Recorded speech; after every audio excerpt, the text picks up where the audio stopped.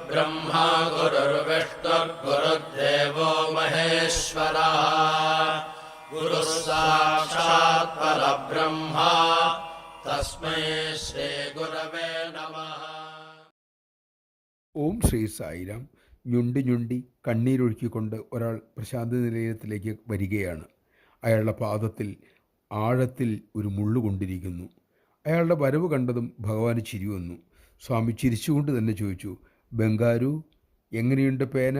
അത് ശരിക്കും എഴുതുന്നുണ്ടോ? സ്വാമിയുടെ ചോദ്യം കേട്ട് അയാൾ ഞെട്ടിപ്പോയി.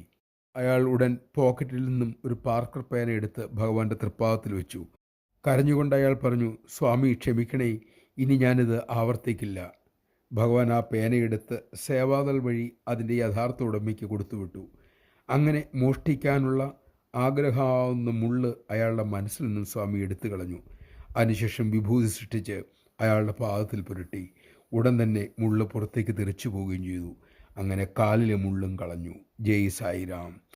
കരുണ കാണിക്കാനായിട്ട് മാത്രം ചിലപ്പോൾ ഭഗവാൻ പരുക്കനായി പ്രതികരിക്കും.